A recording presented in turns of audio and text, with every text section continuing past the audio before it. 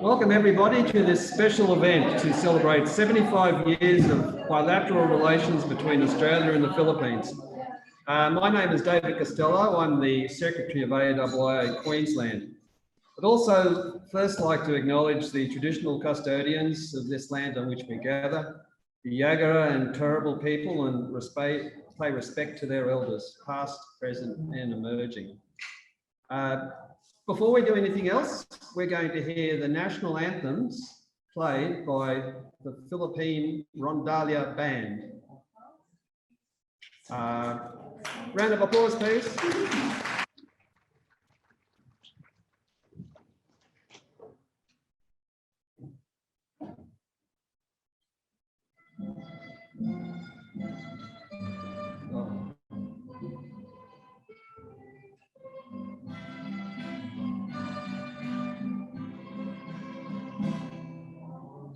Aliens.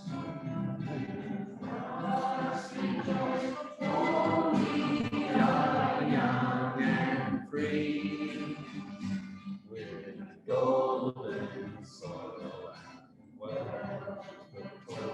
Our hope is goodbye sea. Our land of bounty, of beauty, rich and fair.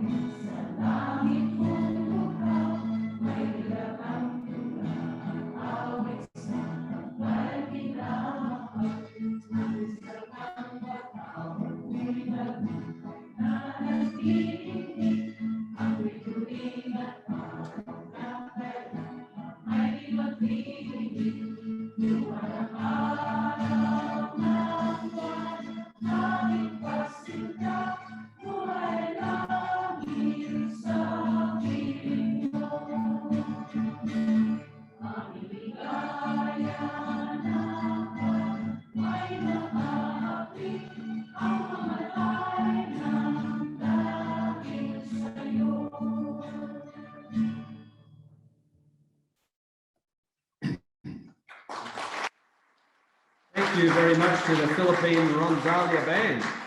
I hear they've been practicing very hard and that was note perfect. You'll be hearing more from them later on tonight because there's going to be singing and dancing after we have our speeches. Just to like to acknowledge some of the distinguished guests here tonight. Frank Yorn from the Australia Pacific Islands Business Council. Frank, can you show yourself? Now, Frank, is it true that you were also the Consul for Australia in the Philippines from 1980 to 1983? Correct. Yeah, okay, well, great to have you. Miss Connie Lowe. Connie, you're the Deputy, up the back, okay.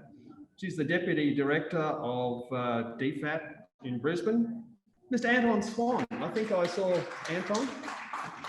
I met him years ago when I was working at the Courier Mail. Nice to see you again, Anton. You're the Honorary Consul for Sri Lanka.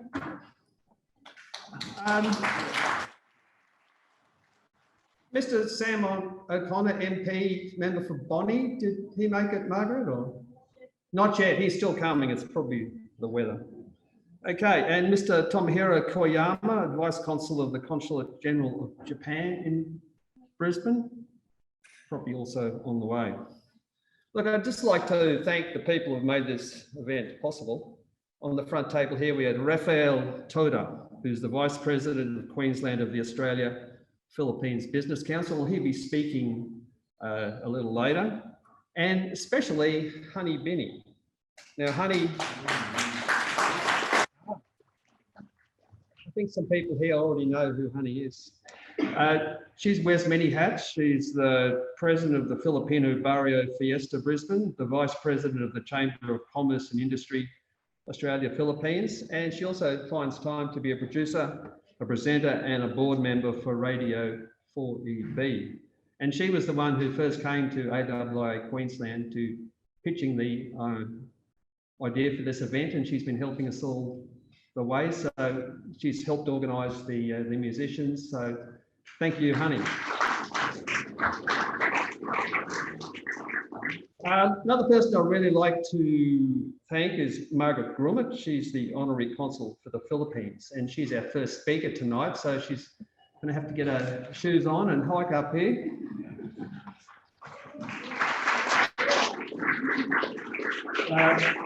Margaret is going to be speaking about the history of the Filipino community in Queensland. She's been the Honorary Consul for the Philippines since 2015. Before that, she had a 30-year career in the Queensland Police Service and was also a Gold Coast City Councillor for more than 11 years. And it's great to see you here, Margaret, if you'd like to come up.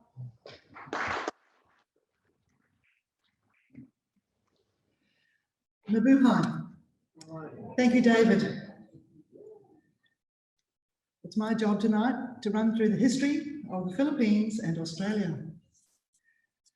It's my great pleasure to be here, and thank you all for relocating from up on the roof in this dreadful, dreadful weather.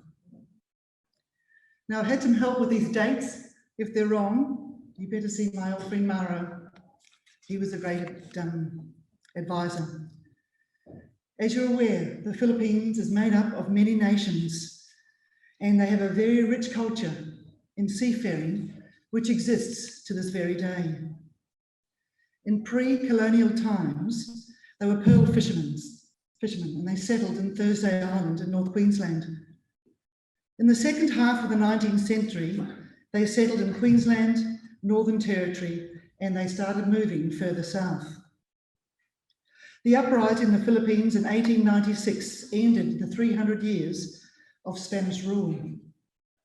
In 1901, the Immigration Restriction Act in Australia, which, as we all know, is the White Australia policy, excluded non-Europeans from entering Australia. The Second World War came, and the famous words spoken by General MacArthur was, "I shall return, I will return." Now, there was debate between Rafael and Richard and myself as to where that was actually stated. And my investigations revealed that it was on the beach in the Philippines as he left to come to Australia for safekeeping, right here in the heart of Brisbane. For those of you that know, the McCarthy building is still there. It's a great credit to the man. But moving on, after the war, I'll digress there. This is where my involvement with the Filipinos started. My father was a fighter pilot in the Second World War, and as a young 20-year-old, he risked his life in the West Pacific region, and he had 2 tours of duty. He came back with a wonderful ethos that he passed on to his 4 children. Give everyone a go. Everyone is equal. And he was very, very supportive of the Polynesian community, the island community, and including Filipinos, when he was the human resource manager of a very large organisation. I'll come back to that. On the 4th of July, 1946, diplomatic relations opened between Australia and the Philippines. In 1948, there was established a consul office in Sydney, which was later moved to Canberra. In 1950, the Colombo Plan commenced. This was for Filipino students entering Australia. And for those of you who were familiar with the student situation we've just recently had, it hasn't stopped. and Filipino students see Australia as a good place for education, and they are encouraged. In 1956, the Philippine Embassy in Canberra, they established many MOUs. Thankfully, in 1970, the White Australia policy under the Whitlam government was abolished. In that same year, the Racial Discrimination Act was enforced here in Australia, and also in 1970, the Filipino professionals and tradespeople started arriving.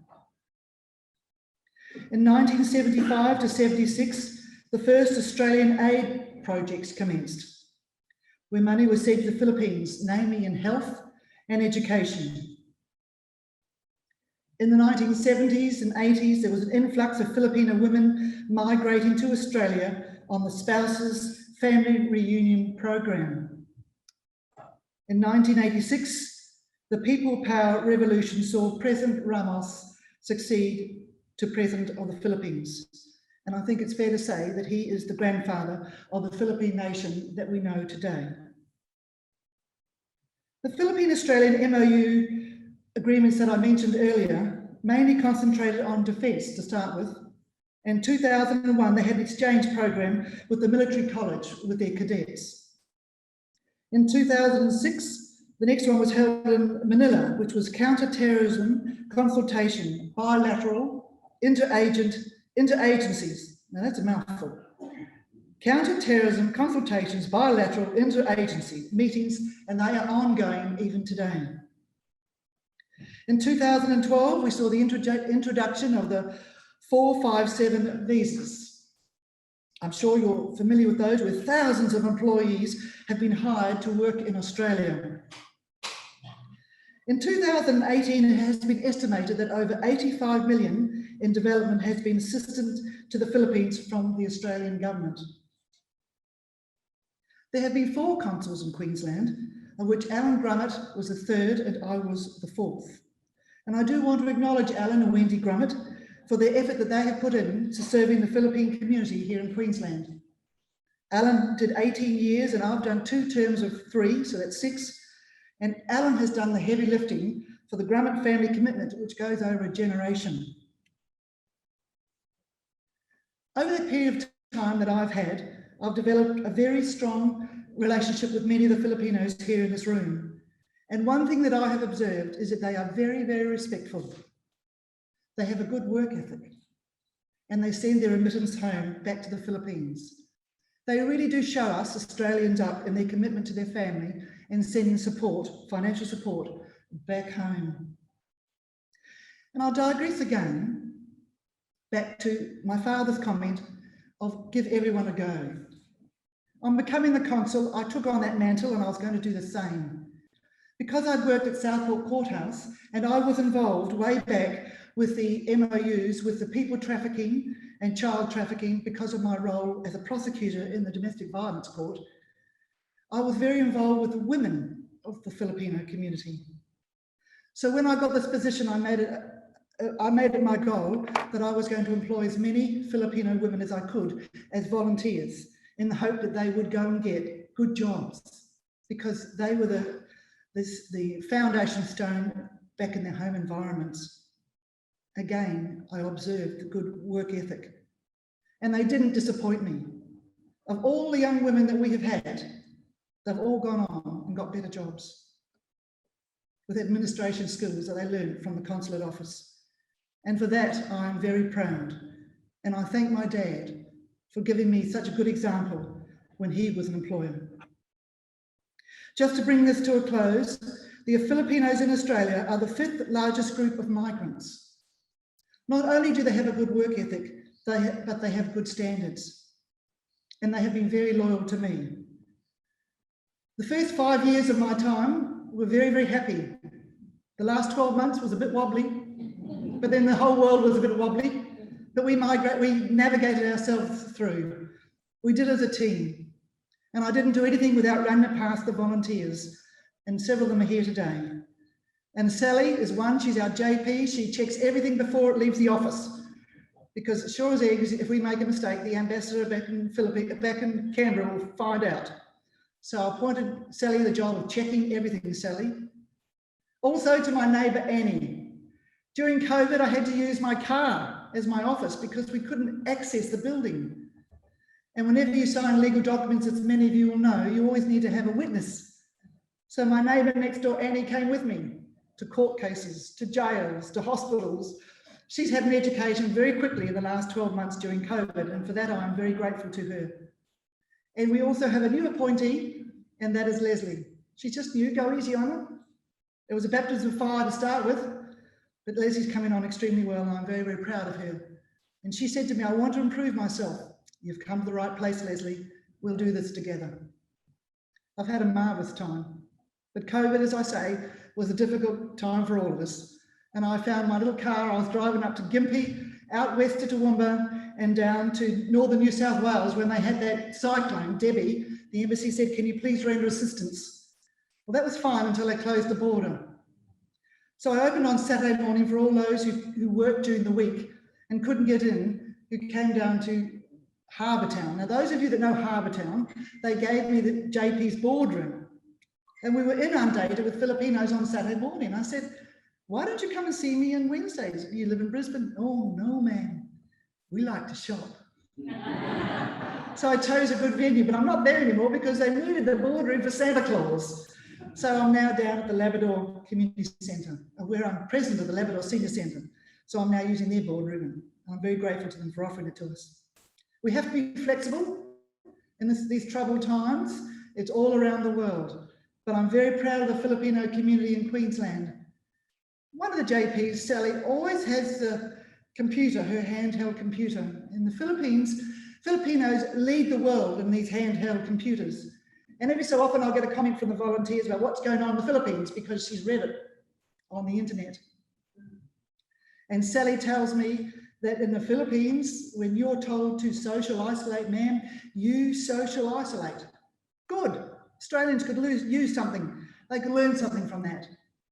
So why are the Filipinos so compliant? Oh, we just are. Really? Why? Because the president said they'd shoot us. Wow, I was very impressed, very impressed. So the Palaszczuk government, we need some stronger prison terms, please. That'll get them isolating. However, I'm not there anymore, and it's not up to me. And thank you, Sally, for the wonderful advice she gives us as a JP. I make no apologies. If you haven't got your paperwork, you get sent away and told to come back when you've got it. Because it's not that I don't want to give you visas. I do. I want you all to go home. I just don't want you turned around by immigration. And that's happened. And it will continue to happen. So I'm very firm. The policewoman in me comes out. You must have it all hunky-dory. Otherwise, I won't sign it. Australian men are very interesting because they expect to see a little Filipino girl. And they get me. And if they want to argue, I just stand up. I don't have any trouble with Australian men in the office. I just say, if you want to argue, feel free to go to Canberra. They never do. They come back next week with all their paperwork. So it works. Thank you, everyone, for the support you've given me. We'll get through this COVID. We will, and by working together, we will achieve our objectives when I can give you all visas once more and you can go home and see your loved ones and be reunited. I look forward to that day, and hopefully it won't be too far away. Mabuhay.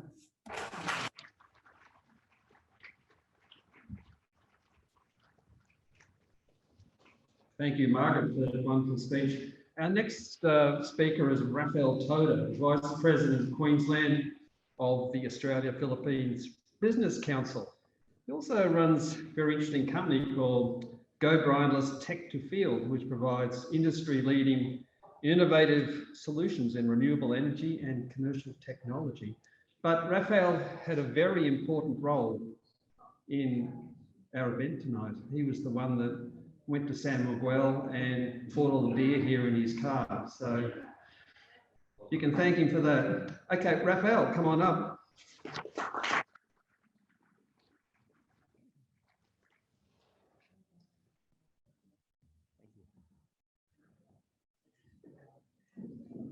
I'm gonna play around with this table.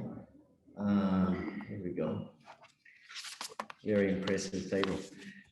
Good evening, everyone. I'd like to begin by acknowledging the traditional custodians of the land in which we gather, and pay my respects to their elders past and present. Distinguished guests, the Honorable Graham Parrott, the federal member for Morton, the Honorable Colin Forrest, SC, the Honorable Paul Lucas, President of the AIIA Queensland, Mr. Frank Byrne, Director of the Asia-Pacific Islands Business Council, the Papua New Guinea Business Council, and the Australia-Fiji Business Council. And also, as was mentioned earlier, former Australian Consul for the Philippines between 1980 and 83, Mr. Anton Swan, Honorary Consul of Sri Lanka, and Vice Consul of Japan, Mr. Koyama Tomohiro, and of course, our very own and hardest working Consul General for the Philippines, Ms. Margaret Grumman. Ladies and gentlemen, good evening. A warm welcome first to the Filipino-Australian community of Queensland as we mark the 75th anniversary of Filipino-Australia bilateral relations. And a big thank you to you, David, and the Australian Institute of International Affairs for acknowledging this milestone and hosting us at this magnificent venue tonight. There are over 300,000 Filipinos in Australia, and 70,000 of the smartest have chosen Queensland to be their home. Filipino diversity has become part of the Australian fabric, and notable Filipino Australians have made a name in many fields, including the arts, as singers, actors, models, writers, and in business, and of course in sports. Queensland holds an impressive Australia-Filipino list of who's with the likes of our own Queenslander Filipino and former world #1 golfer, Jason Day. And of course, our very own Cairns-born beauty queen, Catriona Gray, who was crowned Miss Philippines and subsequently went on to win the Miss Universe pageant in 2018. As for entrepreneurs, Filipino Australians do not disappoint. We recognize the likes of Perth-born Melanie Perkins, co-founder of Caban, a disruptive technology in the publishing industry, and whose company is currently valued at almost $55 billion. It is impressive and inspiring to hear that her next big initiative is to establish the Carbon Foundation for the philanthropic causes around the world. But more recently, I discovered we had another rising star in Brisbane, our very own Rejoice Thomas. I haven't met her yet. Oh, there she is. Okay. So, she recently was the recipient of the Brisbane Lord Mayor's Multicultural Entrepreneur of the Year Award in 2021. So that's current.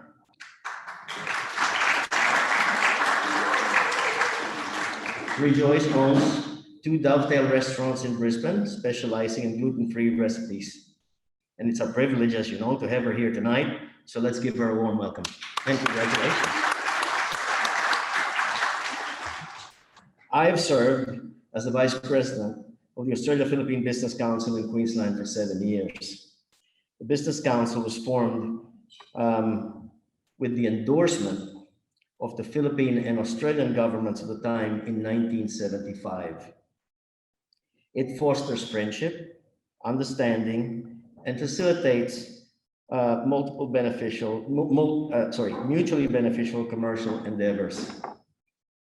We have contributed to building business networks, having close relations between our members and the private sector, as well as relevant Australian and Philippine government departments. Over the last 41 years of dedicated voluntary service, the APBC has developed its reputation as the go-to private sector organization in Australia for advancing business interests between the two countries. This year, the APBC has worked side by side with the Philippine Embassy, the Department of Trade, the Bureau of and the Bureau of Investment in their Make It Happen in the Philippines global campaign, highlighting key industry sectors including the IPBPM, electronics, automotive, and aerospace, as you see in these posters here. The campaign highlights the Filipino trait of resilience and exudes strength and adaptability even in times of adversity. It is our way of ensuring that we build back better as the world comes out of our global pandemic. Relating this to us in Australia, the campaign further strengthens trade between the two nations, a trade relationship that actually dates back to the 1800s. Today, Australia ranks in the top 15 major trading partners of the Philippines with a total trade value of 1.1 billion US. Australia also ranks 13th in the business sector investments in the Philippines, leading with ITBPM and public-private partnerships in infrastructure and shipbuilding. Australian prominent entities, including the Macquarie Group, Telstra, ANZ, and QBE are well established and recognized in the Philippines. Likewise, Filipino companies like Hyundai Nissan, Ramcar, the San Miguel Yamamura Corporation are invested in Australia. And while I'm at it, I'd like to give special acknowledgement and thank you to San Miguel Corporation for hosting our welcome drinks tonight. More recently, the ASEAN-Australia Free Trade Agreement and the Regional Comprehensive Economic Partnership Agreement are two more examples of how the bilateral relationship aims to bolster the trade between the Philippines and Australia. On a global scale, the Philippines continues to drive industry and incentives through more than our 400 dedicated free trade zones and offers developing nations Asia's best English-speaking talent. The APBC confidently sees that the Philippine economy is resilient, can be directed, and it can be directly attributed to two of the country's key advantages. First and foremost, of course, is our geographical location in the center of Asia. But the most important one is our people. So in finishing tonight, I'd like to say, mabuhay ang Pilipinas at Australia. And seeing as we're so close to Christmas, I'd also like to wish everybody a Merry Christmas. Maraming salamat po at magandang gabi.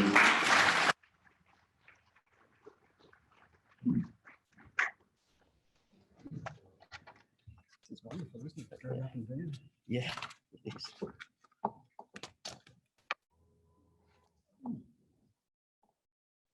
Final speaker tonight, we're delighted to have tonight Professor Byrne. Now, Caitlin is well known to AIIA because she's a former Executive Council member.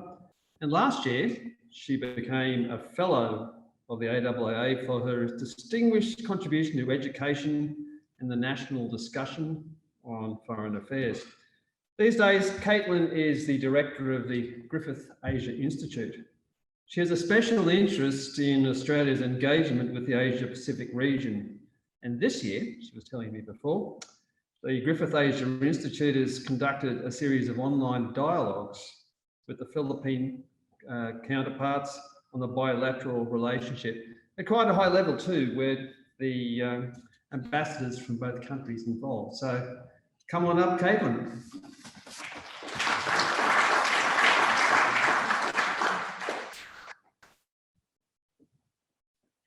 Thank you so much, David. And can I just say before I begin how gorgeous everyone in this audience looks, and it's really fantastic to see so many familiar faces, but also meet some new friends tonight.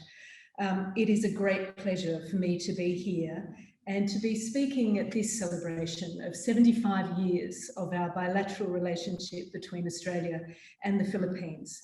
Before I formally begin, let me also acknowledge the traditional custodians of the land on which we're meeting tonight, the Turrbal and Jagera peoples, and I do pay my respects to elders past and present and extend that respect to all Aboriginal and Torres Strait Islander peoples. I won't go into the acknowledgements and we'll take that protocol as having been done, but can I say a huge congratulations to the AIIA, in particular, Paul, to you as President, to David as organiser and secretary, and Honeybee for putting this on the agenda. Well done. We need to be talking more about the Australia-Philippines relationship. So thank you and congratulations. Now, I'm really pleased to be here because we have had a series of bilateral conversations this year with our counterparts in Manila. But this didn't just begin this year. In fact, the Griffith Asia Institute has been working closely with counterparts in Manila and through the Philippines for a number of years with our counterpart think tanks, universities, media representatives, and business. In fact, we started these dialogues in 1997. We are interested in the nature and the dynamics of our bilateral relationship. We have been for a long time, but it's never been more important, and it's never been a more compelling context to be talking about our respective nations.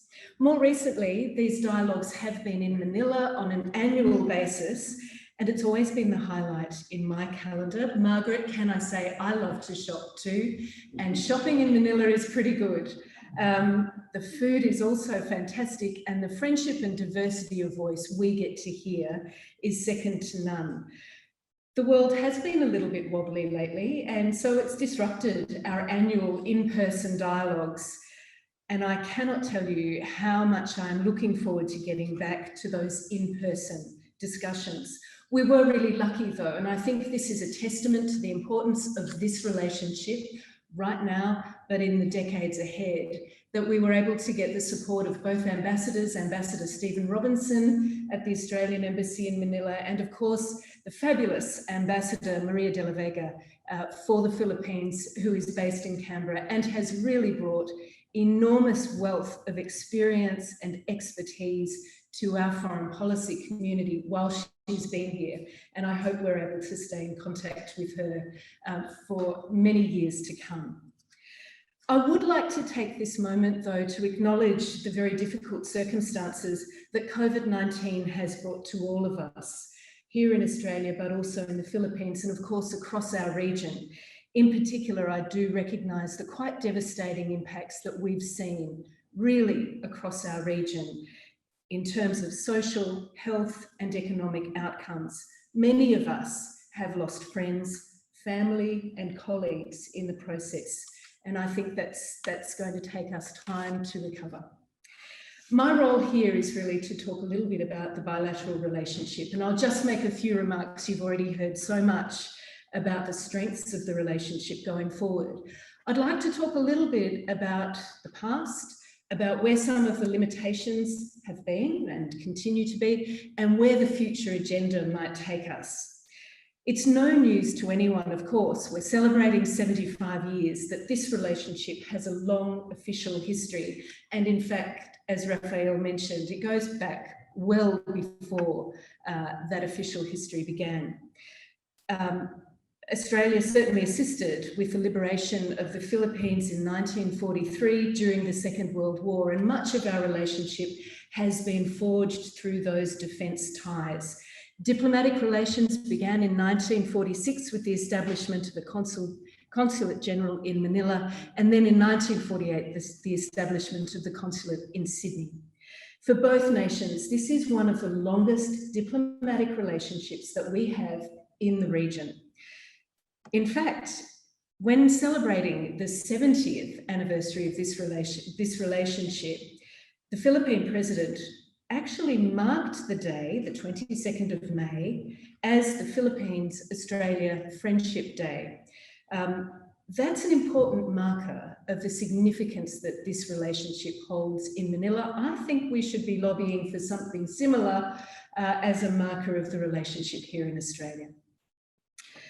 So at our meeting, or at their meeting earlier this year in Manila, the Ministers for Foreign Affairs and for Defence from both Australia and the Philippines really wanted to commemorate this 75 years. And they did so primarily focusing on the defence and foreign policy perspectives, but reaffirmed the fact that we share a deep and wide-ranging relationship. It is, of course, anchored in defence and diplomacy, and on both of those fronts continues to deepen. We see joint operations just growing and the opportunities for cooperation in a range of areas, from counter-terrorism to intelligence sharing, to border and maritime security, transport and law enforcement. This is an incredibly important relationship, not just in a bilateral sense, but for the security of our broader region. Today, Australia and the Philippines work closely as diplomatic partners. We share concerns about the changing strategic dynamics and order of our region, including how we might manage great power rivalry in our region. And we both support the strengthening of regional architectures and governance and the rule of law, the rules of the road that have done us as middle powers very well over past decades. But our diplomatic cooperation goes far further. It extends into much broader regional and global arenas.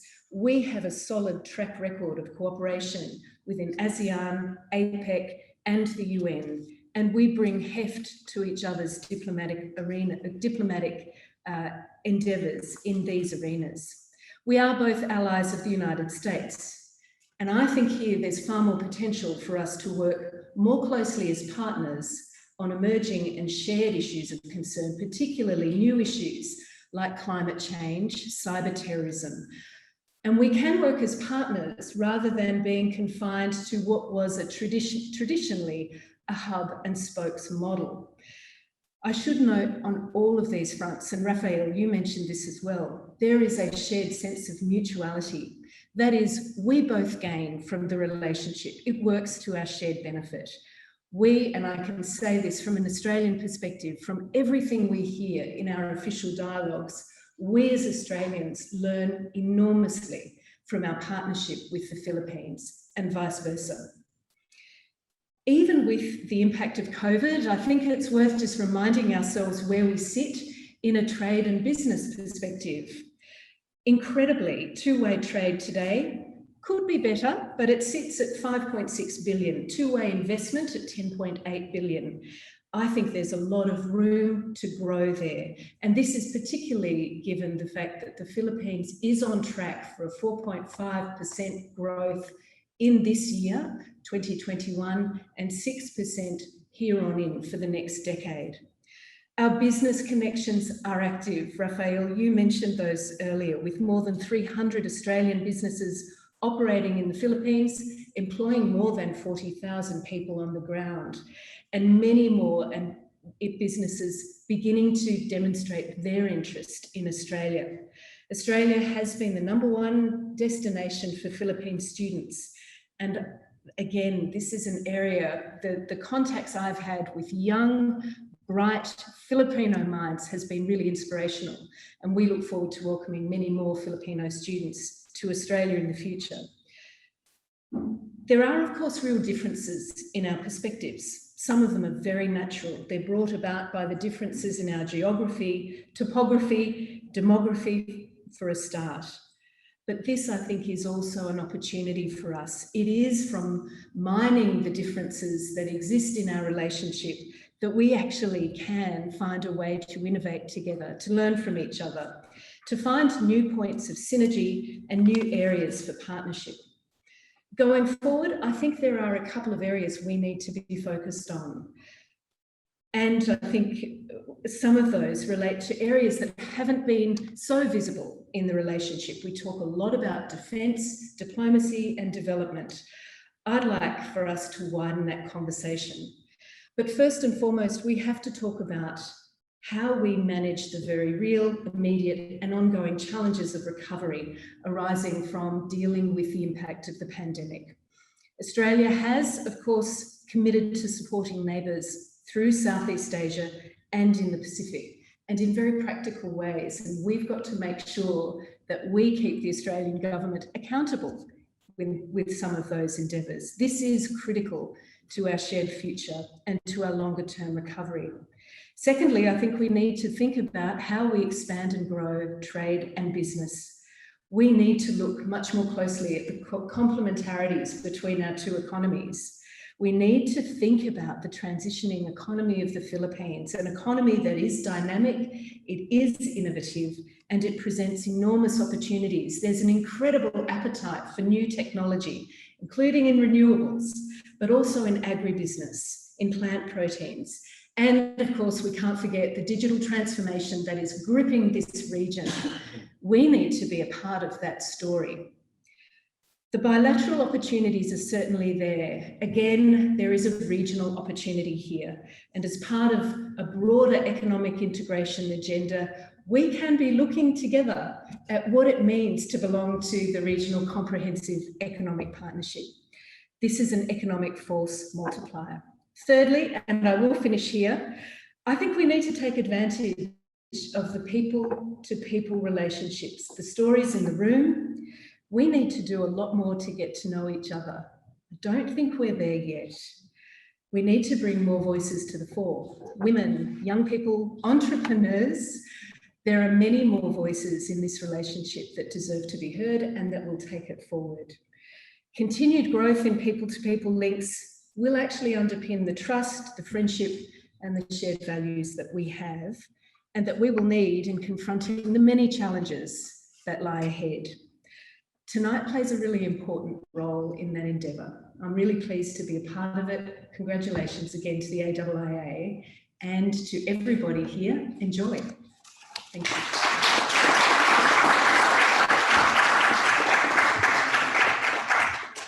Thank you, Caitlin. I'd just like to invite to the stage the Honourable Paul Lucas, the President of the AIIA in Queensland. Okay.